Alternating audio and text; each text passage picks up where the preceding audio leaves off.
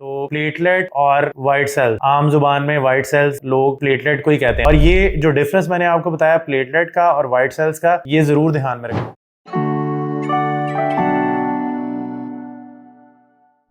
अस्सलामुअलैकुम, welcome to my YouTube channel doctor फाई। उम्मीद करता हूँ आप सब लोग खैर आफियत से होंगे। आज हम बात करेंगे प्लेटलेट्स पे। जैसा कि आपको पता है आजकल डेंगू के पेशेंट्स काफी ज्यादा रिपोर्ट हो रहे हैं। तो प्लेटलेट और व्हाइट सेल्स, आम जुबान में व्हाइट सेल्स लोग प्लेटलेट को ही कहते हैं, लेकिन actually it's a different thing. WBCs जो व्हाइट ब्लड सेल्स होते हैं वो और चीज है, और प्लेटलेट्स जो है ये और चीज है। और एक मैंने इंपॉर्टेंट चीज जो बतानी थी आपको वो ये है कि प्लेटलेट जो है वो सिर्फ डेंगू में ही नहीं कम होते।